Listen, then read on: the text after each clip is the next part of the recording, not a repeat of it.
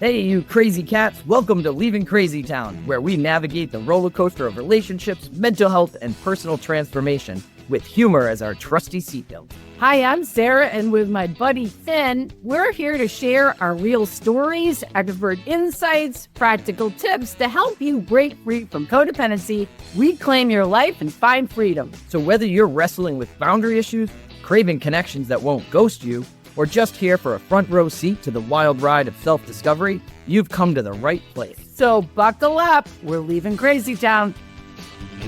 Hey, everybody. Welcome to Leaving CrazyTown. This is Dr. Sarah Michaud. Finn's not here today. We are recording an interview with Jamie H. from Tennessee. And Jamie and I met recently. Finn and I had gone down to the Three Legacies. And it was a great weekend, and we met some great people. And Jamie told me that he runs a women's sober community, which we'll find out. And I was fascinated. So I said, would you ever come on the show? And he said, yes. So welcome to the show. Thanks for being here. So I don't know anything about Jamie. We're going to talk a little bit about his recovery and what he does at the women's place. And, you know, we get going. We've been in meetings for years, so we can talk about pretty much anything. So Jamie, why don't you tell us a little bit about how long you've been sober, where you got sober, maybe a little bit about your story? That'd be great. Okay. I finally surrendered July 7th, 2014. I don't know. Everybody calls it something different, but I did drink in 2019, which confirmed that I can never put any mood altering substance into my body ever again. Amen. Do you know what was going on in your life that you put it down first and then you kind of picked up again? Was something going on in your life during that time? Oh, absolutely. The woman that I had been with, she did not get sober. Oh my gosh. Okay. Codependency. But kept saying, yeah, I'm sober. Oh, so she was lying. Yeah. So did the relationship end and that led you into relapsing, or what was going on? I think what it was when the drugs and alcohol, the fog from the drugs and alcohol lifted, I was faced with everything. Yes. And of course, we were in isolation because that was COVID time. So now I'm sitting in isolation with me. I could probably justify a million different reasons why I would pick a drink back up. Honestly, what it was not being 100% convinced of what I was and not understanding that my mind will tell me that really you're not an alcoholic. You can have a drink. Yes. I remember thinking before I drank back in the 90s and early 2000, where I could have a beer on the weekend and not go full-fledged. Apparently, we turn into an alcoholic, and then once we become that alcoholic, there's no reverse. Right. There's no going back. I mean, you've said some great stuff, though. I mean, it's a progressive illness. It's a mental illness. I mean, a lot of people don't talk about the mental part, which is like you're talking about, the denial, the rationalization, the minimizing. It's not me. I'm different from everybody else. There's some great things to address. And there's this saying for anybody out there struggling with addiction, relapse happens way before the relapse happens. You know, things start to accumulate. Either I start getting pissed off or accumulating resentments or being hurt, or whatever, getting scared about where a relationship is going. And then you reach that point where it just seems like a great idea. So how did you deal with, so you got sober kind of during the COVID time again? And what was that like? Luckily, it was only like 3 months, but from the time that I started one beer here, one beer there, and then it went to the bottle. And within 3 months, I was hospitalized with alcohol poisoning. So that's when I conceded to my innermost self of who I am, what I am, and that I can never, ever do that again. So that's actually what finally convinced me. And that's how I overcame alcoholism, was to accept the fact of what I was. Right. You know, they say before you take the third step, you have to concede to your innermost self. Now I get it. Yeah.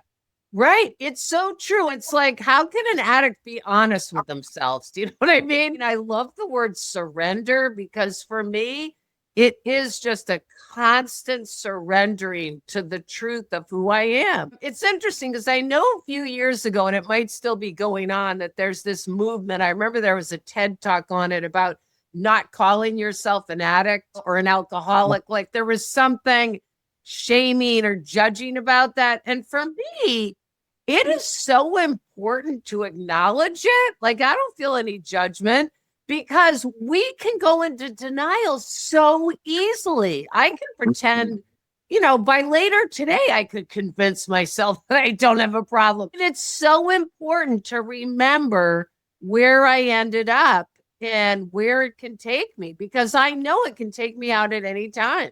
Right. So what does your recovery program look like? And what were the early, what has it been like over the last 5 years, the progression of your recovery? So over the last 5 years, I started charting my emotions. As I'm doing that, I look at what's causing me to have the emotion. And then I have a prayer that says, thank you, God, that I do not have to respond to this emotion.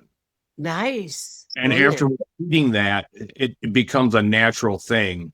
Not that I do it perfect. Of course, I still get angry sometimes. We all have days like that when we didn't get enough sleep and we just don't practice it perfectly. But I'm a lot better than what I used to be. The other thing is I've accepted the fact that to me, what an addict and alcoholic is a person who is mentally ill. Yes. So I've accepted the fact that I do have a mental illness. Because, I hear people in the room say, well, we're not doctors. We don't have PhDs and we can't label anybody and we can't tell people what they need.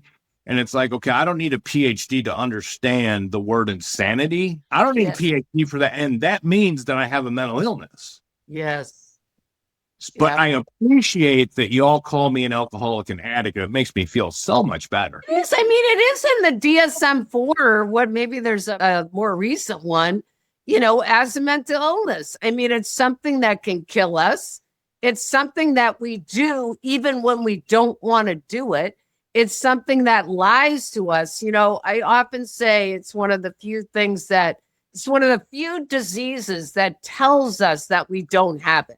Do you know what I mean? That's why it's so tricky. It's like having bipolar. You can be in a manic episode and tell yourself you're fine. Those are the dangers of this illness. I was thinking this morning about there's this movement. There's a lot of, a lot of different movements about recovery online now. And there's this sober curious movement. And for people that are just, becoming curious about sobriety. And I thought to myself this morning, I'm like, you can be sober curious and hopefully you won't die from it. Because if you stay in just the curiosity and like I'm checking it out and you don't get to surrendering, you've seen plenty of people die from this thing. This is a serious illness. We actually have a bulletin board with all the members that have passed. Wow. And more than half of them died from going back out. Yes, I'm with you. I think if you've been around here long enough and you go to meetings and you've lost people, I think the culture is finally getting like how serious alcoholism is. But I think with online, like the huge vastness of online solutions to alcoholism, there's all kinds of brands now. And it's like, that's the thing I got to keep clear is that this is a really serious illness and it will kill me if I don't keep addressing it. I was thinking this morning of a patient I had years ago, one of the first people that ever came into the hospital I worked at. The first time she drank, she got drunk and drove and killed. So it's like, we think we're safe when we drink. But if you put that stuff in your mouth, it doesn't matter if it's the first time or the 100th time. All bets are off. Do you know what I mean? Shit happens. Yeah.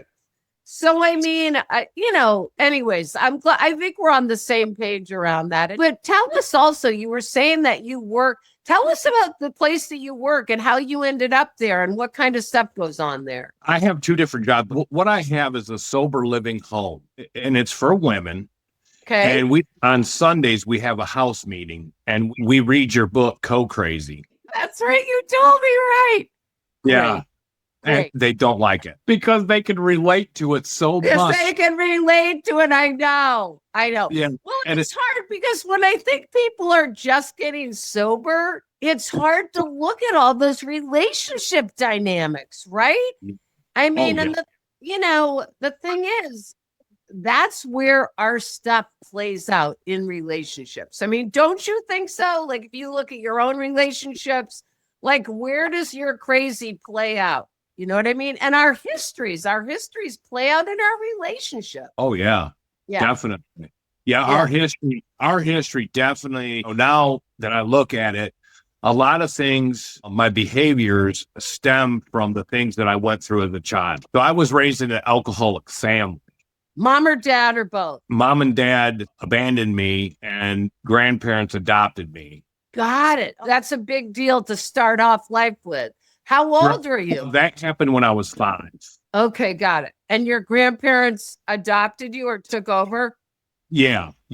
They took over and they were both alcoholics. Grandfather hit it better. Grandmother would drink Southern Comfort and Squirt. I don't even know what that is. It was just her drink, I guess, but she was crazy. I remember visiting her in the mental hospital. Got it. And that was back when they still did the shock therapy to the head. And I remember electric shock, ECT, electric shock therapy. Yeah. Yes. And I remember her walking down the hallway to see us, and she's just like stepping real slow, drool coming down her mouth. So sad. Yeah. But because of their alcoholism, I was raised in a very mentally, physically abused home. I ended up in foster care and just all kinds. So it was really rough. And before that, the stepdads that I had were abusive. I actually had the entire back of my head was shattered from one stepdad that would stand me in a corner for hours. And if I twitched, he'd hit me in the back of the head. And because of the damage to my brain, when my grandparents adopted me, they got me. I had to sit at a table and look at 3D pictures through the blue and red glasses, to try and get my visual back. You're kidding, because your occipital lobe is in the back of your head, which is your vision. Right. Oh my gosh. Yeah. So you had damage to your vision from the hitting? Yes. Yeah. Wow. Yeah. And a lot of other damage why I was a child that was very rebellious and acting out all the time. Well, I'm sure. Right? You were hurt. Yeah. And it was funny because they diagnosed me as so many different things, put me on medications. And finally, I was like, hey, isn't it a normal reaction if you have to go through this that you would be like this? I think I have a mental illness here. I think I've been hurt. Jamie, I think it's Elie Wiesel, the guy that wrote Night about the Holocaust. He says, an abnormal response to an abnormal event is normal. All those ways you behaved, or I just see as coping skills. And you should watch our YouTube channel. Finn on the YouTube channel, very similar history to you. Well, you met Finn. He had, foster home after foster home, grew up in alcoholism, abused by all these different people. I mean, and very similar stuff, acting out, put on all these medications, and finally just got off of them all and said, I've been abused. I need therapy or whatever. Yeah. Yeah. So no wonder, drinking and drugging, I think, comes in as almost like a solution to all that pain. And no wonder we love it, right? Yeah, absolutely. Yeah. And so did you have tons of jackpots over the years of your using years? But it sounds like you were able to kind of function for a while. I was very rowdy, in and out of jail. And then I don't know what happened. It's just one day I decided, you know what? I'm going to try again to have a family. I got divorced from my first wife because she was too pleasing to me and it was just too good to be true. Got it. Okay. So I had to destroy it before it would be destroyed. And so then I decided that I was going to change my life, found this other woman, married her, had a kid, worked in construction, started my own business. Then I ended up with a business partner, my best friend. We were doing over $1 million. We were one of the largest roofing companies in Northern Illinois up by Wisconsin. And we were just doing wonderful. And he ended up with my wife. Of course. Now that didn't affect me. It did not at all. Of course not. So after that happened, it was a downhill spiral for a long time of self-pity, self-loathing. Look what I've been through. Look what I did. And now I've lost it all. Everything's been ruined. So all the way from 2002 to 2014, I was a complete mess. Yeah. Yeah. Oh, bad. I lost everything. Everything. Yep. It took me from 2014 to 2022 to actually start realizing that it's me, not them. Right. Oh my gosh. And the hardest thing for people to say, how is it me? I mean, look what they've done to me. Well, why is it me? Because I took it all as what people are doing to me. Instead, now today, what I realize is people are people. I have to forgive so that I can move on. If I let all these things affect me, I love new pair of glasses because to me, if I'm driving down the road, there's some crazy person, they're cutting me off, not letting me off the off ramp. What happens to me today is, what is going on with that person? Did that person just get into a fight with their husband? Did their kid get suspended from school? Yes. So I've got these new glasses. I see things differently. And my go-to is always Luke 23:34, forgive them for they know not what they do. Beautiful. I still love my best friend who took my wife and children away. You still connect? Do you talk to them, or is it? I gave him a hug, told him I loved him. I forgave him. I forgive my ex-wife. It is really a lot easier to love and forgive than to hold on and just sit there in this poor me. Yes. Yeah. I mean, it's that I always think about that both and. It's like, it's not to say horrible things didn't happen to you. They did. So that stuff happened. But do I want to stay stuck in that and be miserable the rest of my life? And that is what so many people do. And you're saying, like, it happened and I can see what happened from another person's point of view. And yet it's like that axiom in Bill W. says, I am responsible. If I want to be happy and I want freedom, I have to move on and forgive, and forgive and move on and process my resentments and look at my part.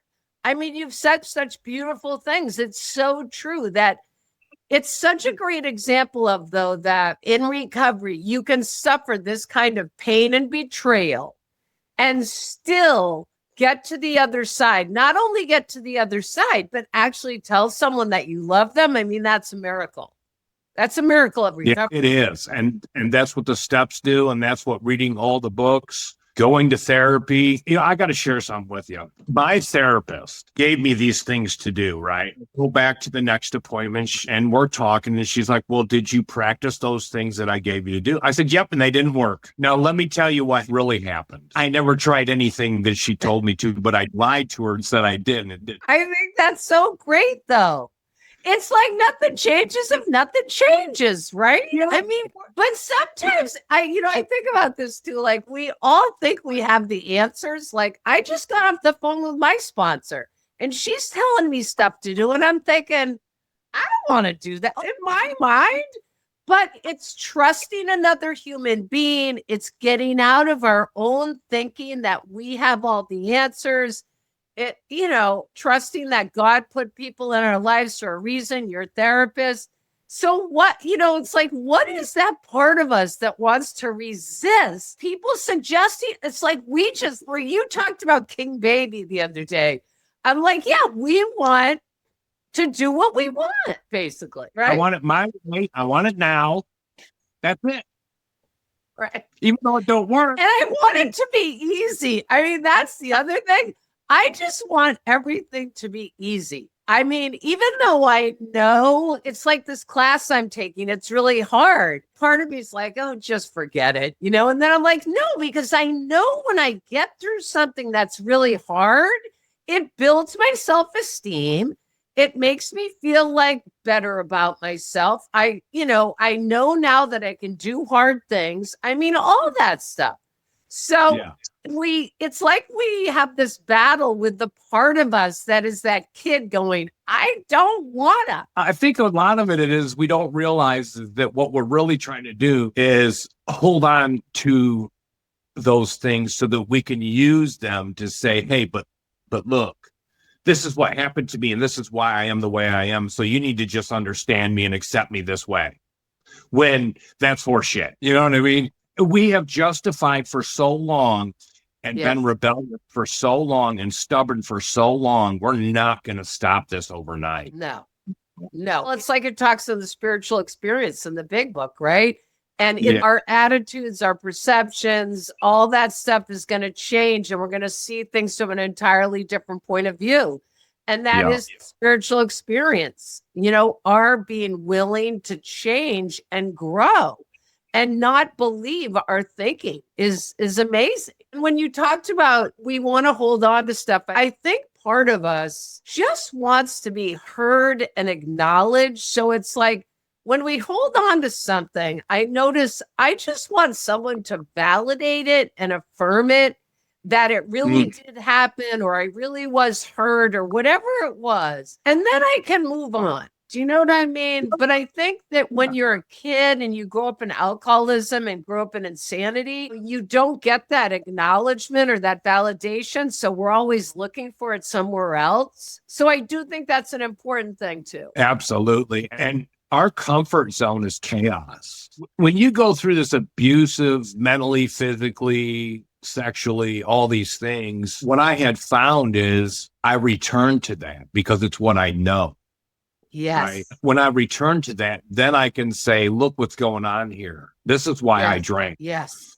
When I put myself in that situation. It's so wild because Dr. Drew, the addiction guy, always talks about we want to do, what is it he says? It's like we want to do some behavior because we want to rationalize going back to alcohol. So it's like we do a behavior that doesn't feel good, or we do something that doesn't feel good, because then we can feel bad about ourselves and we can rationalize going back out. You know what I mean? Yeah. So it's like, it's such a tricky thing. It's like, if I do something, or if I'm victimized, if I put myself in a situation where now someone pisses me off, then I can rationalize picking up. Yeah. That's a great thing though. You're talking about. It's like, it reminds me of one of the symptoms of like adult child growing up in alcoholism. We don't know what normal is. And it's like another one is we're addicted to chaos and drama. And so when someone grows up in that is what's familiar. Like you said, during COVID, learning how to just sit with ourselves and be okay with the quiet and be okay with what's happening in our minds and hearts. That is the key, ultimately, right? Yeah, the other thing that I noticed about myself was I will maximize the defects of the people in the rooms and minimize mine. I had caught on to that, and I was like, man, and why am I even looking at their stuff? Because it's not about them. It's what is Jamie doing? Amen. How are you leading by example? Your words, what are you doing to show that you have a good recovery? Right. Yes. And then that my sponsor, I hate him. Oh, I can't stand him because he's so right on so many points, even though he don't even do it, but he does in certain areas, but there's other areas too. But anyways, we're all crazy. But anyways, he always tells me, we're going to go hang out with a bunch of nice folks. And I'm like, are you out of your, I get it today. Let's accept people where they're at. Let's not try to change them. How about we just look at ourselves and change us and just be present? Yeah. Just be present in the moment. And that is so hard. I want to look at what this guy did to me 3 months ago in a meeting. Right. Or what this one said about me a year ago. Right. And my old behaviors start coming back. I'm like, whoa, wait a second. I don't know what's going on with that person. My favorite thing is hurt people hurt people. Yes. Very true. So it's not about me. And that's one of the things that my sponsor always says, it's not about what it's about. Yes. And it's never about you. even though you Right. think it is. So true. So I just want to punch them. I know. The truth is so painful sometimes. It's like, can't I just stay in denial? Can't I just do some behavior that I want to keep doing? Please co-sign my bullshit. It's so true. Oh my God, you said so many great things. My mind got going. I used to have certain clients that would go to meetings, and every time they'd come back, they'd have some reason why they don't belong, And that's saying we're either trying to find a way in or find a way out. You know what I mean? It's like, you're either going to relate to people and find what you connect. It's like that identify, don't compare. I'm either going to find someone that I can identify with, or I'm going to look at everybody as being different. That's a perception problem. Do you know what I mean? I mean, we all are human. We all have feelings. We've all suffered. We all feel anger, grief, sadness, whatever. So you're going to have things in common. But I think it's the fear, right? The fear takes us out every time. Fear of connecting with people. I have a guy right now that is so tough. He's too smart for his own good, and he makes a ton of money. And every time he goes to a meeting, he's like, oh, they're not like me. And I said to him the other day, I said, you know what they can do that you can't do? Stop drinking. They don't drink. Maybe you're smart. Maybe you make a ton of money, but you can't effing stop drinking. It blows my mind, though. It's like he might die from alcoholism, and he just cannot get it. But it's that mental thing, like, I'm different than they are. We have certain differences, but they know something. They know how to do something you have not figured out yet. And he keeps thinking he's going to figure it out. Anyway. Yeah. Just a bunch of knuckleheads trying to get through another day. Well, Ted always says that, right? It's like we try to overthink, or we're always trying to he always talks about the overthinking. And it's so true. We try to figure things out. All right. So if we were going to wrap up, and if you were going to maybe think of one or two things you could recommend to our audience of people in recovery or people in codependency recovery, maybe one or two things you tell the gals at the sober house or that might be helpful to them on a day-to-day basis on recovering from addiction or how to live your life. What would be a couple of tips you could give? I have a couple go-tos, and I said, the one is forgive them for they know not what they do. Perfect. Right. Perfect. Yes. Then the other one is, it's not about what other people are doing. It's what I'm doing. Yes. Right. Yes. Another one that I always use is, no matter what happens, somebody comes in, kills my daughter, I lose my home, I lose everything. As long as I don't drink or drug, yes, I have a chance to get on the other side of whatever's coming at me. Brilliant. But if I drink or drug, I will never get on the other side of it. No, all bets are off. You're absolutely right. The fact is, tons of people have gotten through very, very horrible situations. We've heard it for years. Kids dying, spouses dying, all kinds of things, grandchildren overdosing, whatever.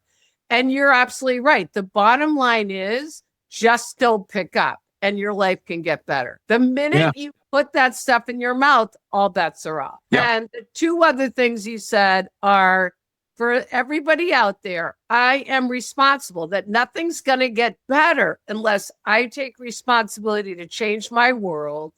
And what is happening in someone else's hula hoop is none of my business. How I respond to what they're doing is my business. That's what you were talking about when I first started talking to you. It's all about, if I get angry or I have some reactivity, I've got to pray, go back into myself and respond accordingly. So that's brilliant. And the last thing you mentioned, which is just a go-to, praying for other people, praying for ourselves, quoting the good book, doing whatever really helps us to get out of our self-centered fear. All right, my friend, thank you so much for talking. And anybody out there, Write some comments. Give us your tips on what you think would be helpful in recovery. And thanks for joining Leaving Crazy Town. Fasten your seatbelt. We're out of here. Thanks for listening to Leaving Crazy Town. We hope today's episode offered you valuable insights and tools to help navigate your relationship. If you found our discussion helpful, please rate, review, and subscribe to our podcast. And share it with a friend. Misery loves company, right? Stay connected with us on social media and visit our website for additional resources and updates on future episodes. Until next time, remember that breaking free from codependency is a journey, and we're here to help you every step of the way. And hey, if all else fails, at least you'll have a few laughs. So buckle up. We're leaving Crazy Town.